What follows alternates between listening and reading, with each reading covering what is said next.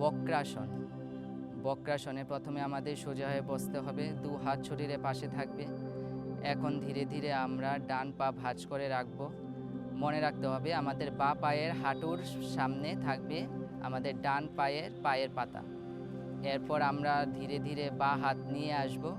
বাঁ হাত নিয়ে চেষ্টা করব আমরা ডান হাঁটুতে ধরার জন্য। যদি ডান হাঁটুতে না ধরতে পারি কোনো অসুবিধা নেই, নিচে রেখে দেব এবং আরেকটি হাত আমরা সাইডে রাখবো মেরুদণ্ডের পাশে এবং মেরুদণ্ড একদম সোজা থাকবে। আস্তে আস্তে আমরা শ্বাস নিয়ে পিছনের দিকে তাকাবো, কাঁধের সমান, কাঁধের থেকে বেশি দূরে যাবে না, কাঁধ লেভেলে হবে। শ্বাস প্রশ্বাস স্বাভাবিক থাকবে। এখানে আমাদের 10 থেকে 15 সেকেন্ড অপেক্ষা করতে হবে।